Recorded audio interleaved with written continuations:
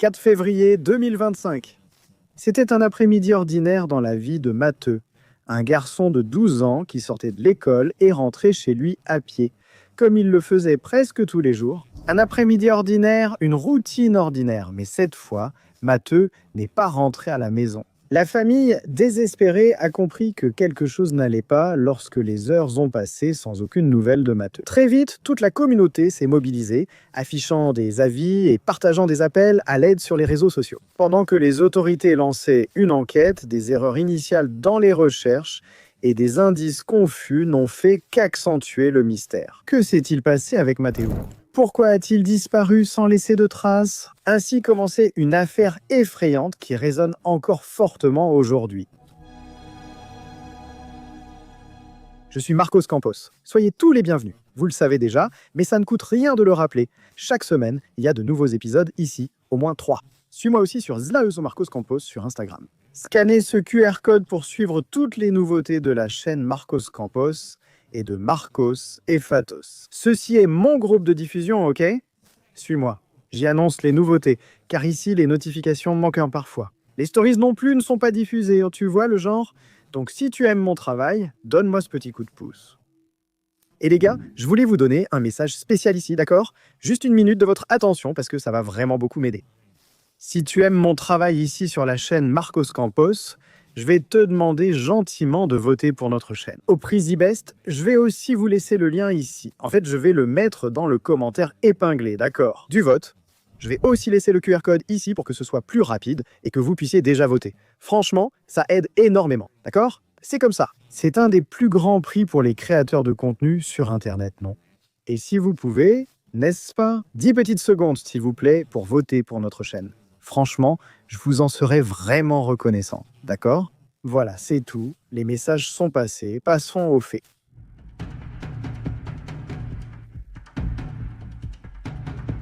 Matteux Santiago, âgé de 12 ans, vivait avec ses parents, Monsieur Gerardo Ramirez et Madame Maria Martinez, ainsi qu'avec ses 2 frères. Il menait une vie tout à fait ordinaire, sans aucun élément, disons, qui mérite d'être souligné ici pour le moment. Le 4 février 2025. Un après-midi de mardi. Matteux Santiago est sorti de l'école après une journée ordinaire et devait rentrer chez lui à pied, comme il le faisait apparemment toujours. Jusque-là, tout était dans sa routine, dans celle de sa famille. Mais ce jour-là, malheureusement, Matteux n'est pas rentré chez lui. Et il n'a pas fallu longtemps pour que la famille du garçon s'inquiète beaucoup, car Matteux, apparemment, n'avait pas l'habitude de disparaître ainsi sans donner de nouvelles.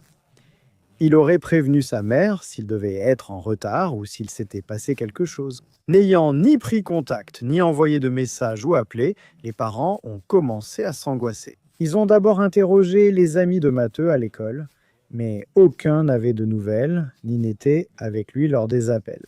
L'angoisse des parents augmentait au fil des heures, la situation empirant avec la tombée de la nuit. Et c'est justement à la tombée de la nuit que la police a été informée de la disparition du garçon. Immédiatement, la disparition de Matteux est devenue publique. Beaucoup de gens ont été informés, surtout dans la région. Une alerte Amber a été déclenchée, et ainsi les opérations officielles de recherche ont commencé dans différentes zones de la ville de León, qui se trouve dans l'état de Guanajuato au Mexique. Les amis et la famille de Matteux n'ont pas perdu de temps et ont déjà commencé à distribuer des affiches et à partager l'information. La photo du garçon a circulé sur les réseaux sociaux et des affiches physiques ont également été placardées dans toute la ville. Tout cela dans l'espoir que quelqu'un puisse donner des nouvelles sur la localisation de Matteux. Mais peu de temps après que les autorités ont distribué les dépliants avec les informations sur l'adolescent, les parents de Matteux, selon ce qui a été rapporté, ont même alerté. Autrement dit, ils ont remarqué qu'il y avait des erreurs dans cette fiche d'alerte de personnes disparues. La taille du garçon et sans doute les vêtements que Matteux portait ce jour-là étaient erronés dans ces informations. Et ces détails sont très importants, n'est-ce pas, pour aider à retrouver le garçon dans les premières heures de l'opération de recherche. Et, comme nous le savons, ces premières heures, Sally, sont les plus importantes, et aussi les plus tendues pour ceux qui sont impliqués. Eh bien, les parents de Matteux ont donc remercié, à ce moment-là, toutes les personnes qui étaient là, solidaires, prêtes à aider cette famille qui était désespérée, à la recherche de leur fils de 12 ans, n'est-ce pas, tout le monde. Alors, ils ont fait une déclaration publique, ont remercié tout le monde, ainsi que les enquêteurs. Et en plus de cela, Ils ont demandé à la population de faire attention et de ne pas répandre de commérages ou de rumeurs, comme certaines histoires qui disaient que Matteux avait déjà été retrouvé. Et après cette réclamation, les autorités ont également corrigé la fiche de personnes disparues, d'accord? Et quelques heures plus tard, l'alerte a donc été mise à jour et repartagée. Et c'est un point qui mérite d'être souligné, dans le sens où, franchement, c'est vraiment regrettable qu'une chose comme ça arrive. D'accord. Il y a ce choc, cette panique, tu sais, de vouloir lancer l'enquête rapidement, mais bon, on cherche Matenesoa. Il faut vraiment avoir toutes ces caractéristiques précises pour que quelqu'un qui le voit puisse l'identifier, tu vois. Enfin, en parlant ici spécifiquement donc de ce message que les parents de Matteux ont donné, n'est-ce pas, pour éviter les commérages et rumeurs, c'est la réalité, c'est regrettable. Qui est capable de faire une chose pareille? Faire une blague, une plaisanterie, dans une situation comme celle-ci, les gars, c'est vraiment quelque chose qui nous décourage, n'est-ce pas? Sur le ressenti de certains, mais heureusement, la majorité reste bienveillante, n'est-ce pas, Sampette? Heureusement, la majorité est bienveillante, beaucoup de personnes s'engagent, et c'est ça qui compte. Bon, les gars, alors, outre les particuliers, des entités et organisations se sont aussi mobilisées pour participer aux recherches. Dans la ville et la région, tous voulaient retrouver Matteux, mais aucune piste jusque-là. Certaines personnes, d'ailleurs, sont même allées dans des régions connues là-bas. Vous savez? De la ville, des environs, des régions connues pour les crimes et les dépôts de corps. Mais ils n'ont rien trouvé non plus. La mère de Matteux publiait alors des appels désespérés sur les réseaux sociaux, suppliant pour le retour sain et sauf de son fils. Elle ne savait pas qu'elle était très proche de découvrir la terrible vérité sur ce qui était réellement arrivé à son fils bien-aimé de 12 ans. Les enquêteurs ont commencé à reconstituer chaque pas de Matteux avec le plus grand soin à ce moment-là. Et là, le puzzle a commencé à prendre forme, tu sais. Leur premier indice important est alors venu des caméras de sécurité de la région. Les enquêteurs sont allés vérifier ces endroits qui auraient pu filmer ce que Matteux a fait juste après être sorti de l'école. Et ils ont récupéré ces vidéos. Ainsi, les enquêteurs ont découvert que Matteux est sorti du lycée numéro 39 dans le quartier Las Mandarinas vers 14h20, probablement avec quelques amis à la sortie, à la porte. À partir de là, Matteux aurait alors suivi son chemin. Il semble que Matteux faisait son trajet avec confiance, comme d'habitude, tu vois. Bien que ce soit un chemin relativement désert, d'après ce qui a été rapporté sur la base de ces indices, oui, puisqu'il n'y avait pas non plus de témoins, n'est-ce pas? Parce que si quelqu'un avait vu, je suppose qu'il aurait prévenu la police. Parler ou pas? On ne sait jamais, malheureusement, n'est-ce pas? Le fait est que quand Matteux s'éloigne de l'école, à ce moment-là de l'analyse des caméras, n'est-ce pas, de la supposée sécurité là, dans la région de l'école. C'est là que nous avons un lien qui peut être très significatif, cela boucle la chaîne criminelle de cette affaire. Les enquêteurs ont vu qu'en arrivant à un carrefour de 2 rues, Matteux a continué tout droit, mais juste après, ils n'ont plus réussi à le localiser.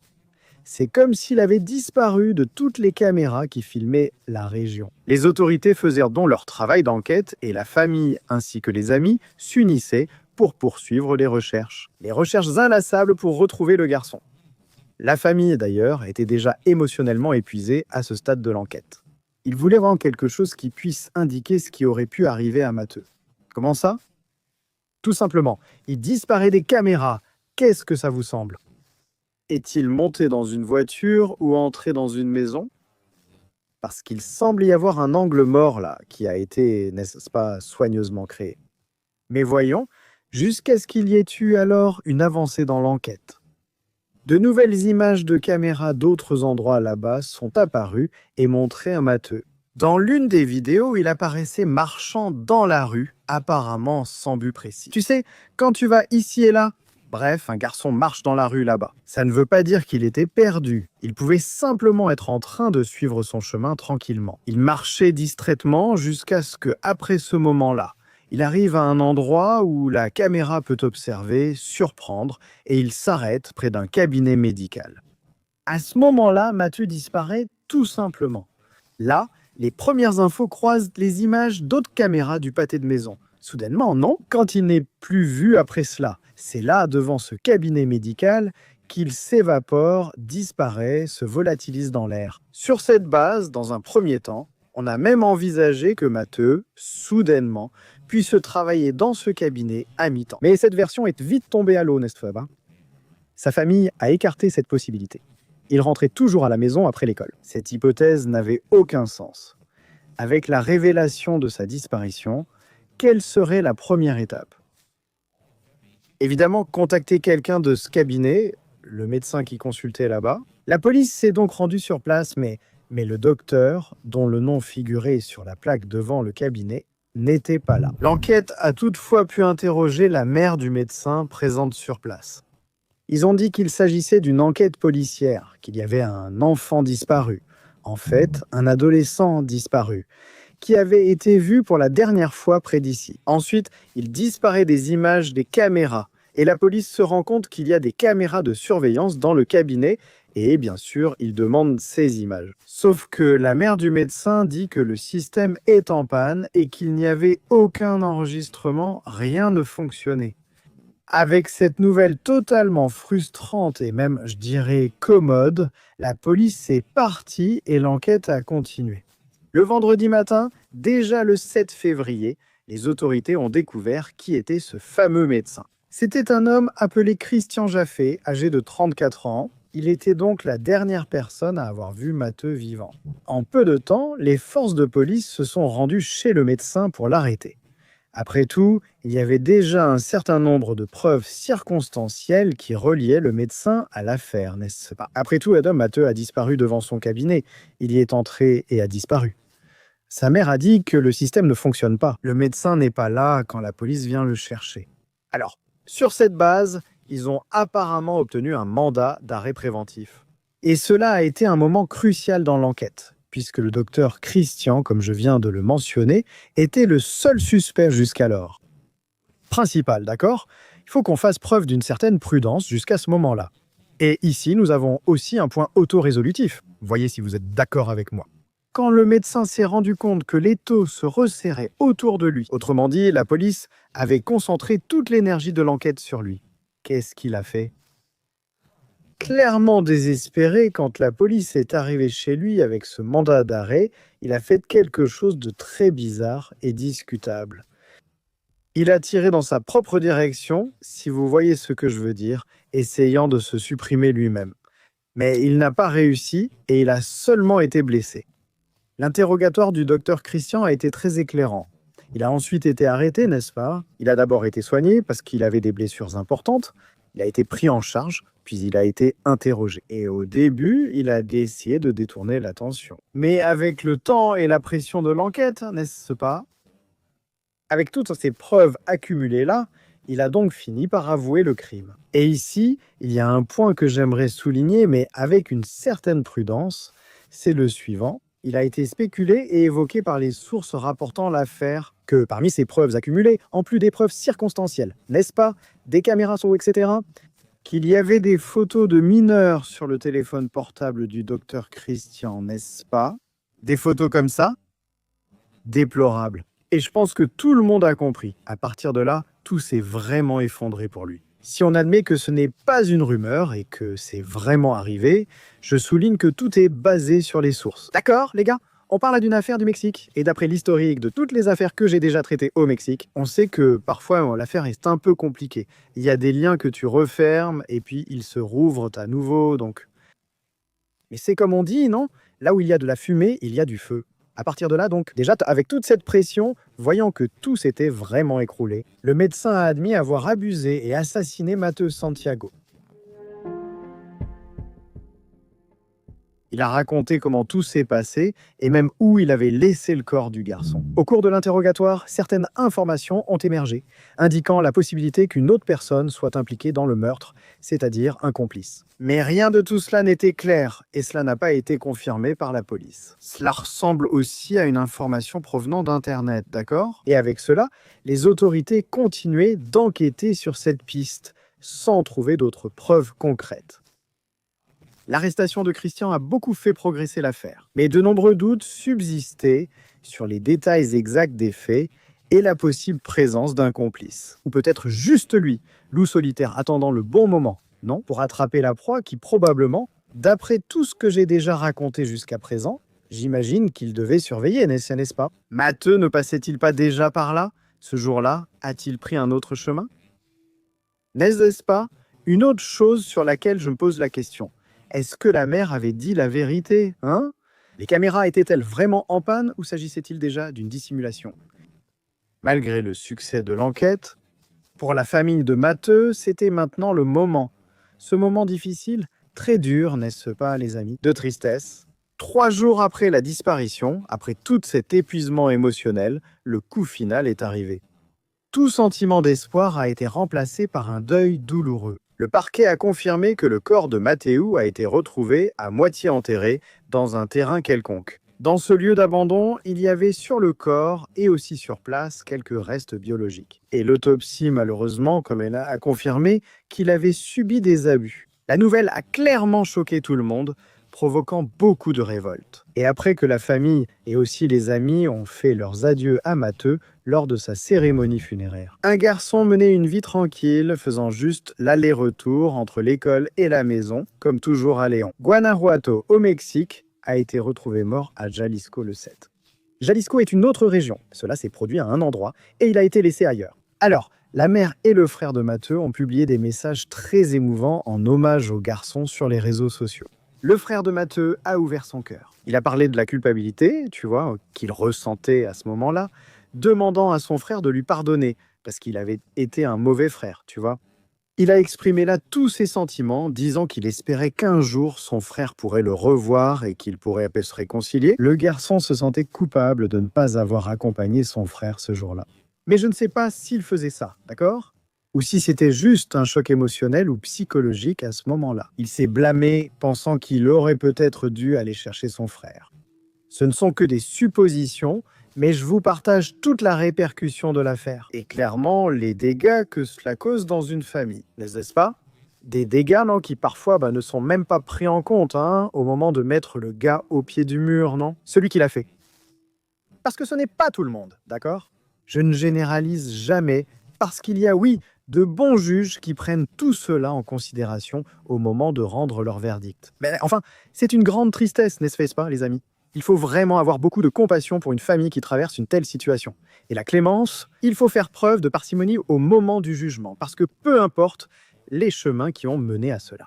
Comprendre ce qui se passe dans la tête d'un criminel, d'accord, c'est bien pour se protéger, mais pour justifier une méchanceté sans limite, jamais, n'est-ce pas? Quelqu'un a partagé sur les réseaux sociaux un message très emblématique à propos de l'affaire. Regardez, nous t'avons laissé tomber, Matteux, en tant que société, parce que nous ne nous sommes pas unis pour te protéger lorsque tu marchais dans les rues. En tant qu'autorité, allez, parce que nous ne disposons pas d'un système de surveillance efficace, surtout dans les zones scolaires, nous t'avons laissé tomber. Et maintenant, que va-t-il se passer? Va-t-on agir ou laisser faire? D'ailleurs, je pose cette question ici 3 fois par semaine, non?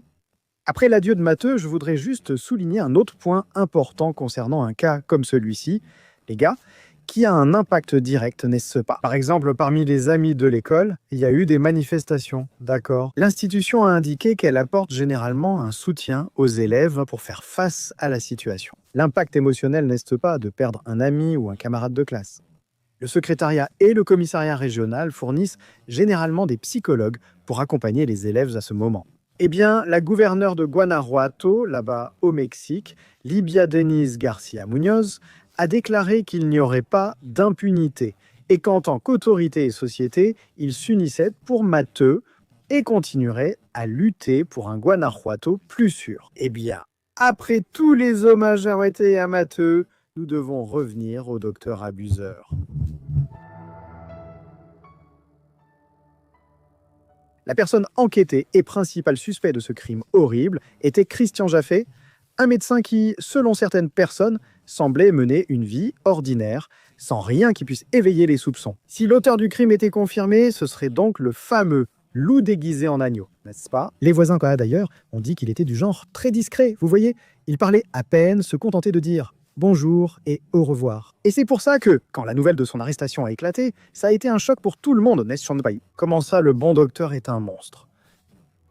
Eh bien, vous vous souvenez qu'au moment de l'arrestation, le médecin a voulu se retirer de la scène, n'est-ce pas? Il a été hospitalisé, puis après sa sortie de l'hôpital, il a ensuite été transféré au centre pénitentiaire de León, là-bas, à Guanajuato, également sous stricte surveillance. La justice, à ce moment-là, se frottait les mains en attendant le procès, n'est-ce pas? Là, j'ai donné un peu de crédit à la justice, d'accord, les gars? Parce que, au moins, j'espère que c'est comme ça, non? Parce que tu sais, quand tu as toutes les preuves circonstancielles, n'est-ce pas? Mais lors des premières audiences, les autorités ont présenté des preuves assez solides qui reliaient le médecin au meurtre de Matteux. Parmi elles figuraient sa confession, des photos présumées sur son téléphone et d'autres éléments confirmant son implication dans le crime. Et surtout, qu'il était une personne dangereuse. Et cette histoire de confession, juste pour faire une petite parenthèse ici, cela sera probablement abordé lors du procès par la défense du docteur, parce que combien de fois avons-nous déjà vu ça, n'est-ce pas? Il va dire que soudainement, il a été forcé par la police à avouer, non? Mais alors, il faut aussi qu'il y ait un acte d'accusation bien préparé, n'est-ce pas? Et cette question-là, de le considérer comme une personne dangereuse, si tout cela se confirme, il est difficile d'accepter quelqu'un qui nourrit de tels sentiments envers les enfants dans la société, non? Les dernières nouvelles de l'affaire datent de février de cette année, ici. Donc, à ma connaissance, tout le monde attend le procès pour mettre les points sur les i. Savoir s'il y avait un complice et si la mère a menti ou caché l'histoire de la caméra à la police. Vous vous souvenez, n'est-ce pas? Elle a dit que les caméras ne marchaient pas.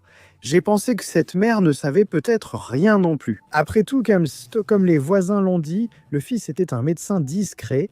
Il menait une vie tranquille, mais il y avait cette petite graine qui germait, attendant le moment propice.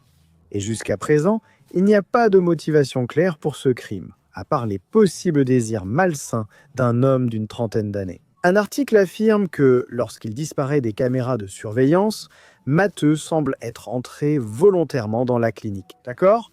Ça en dit déjà long, non? Parce que le médecin pouvait déjà le surveiller, puisqu'il empruntait souvent ce chemin-là, non? Comme je l'ai supposé tout à l'heure, il pouvait déjà être en train de passer par là, de dire un salut ici, un bon après-midi, là, etc.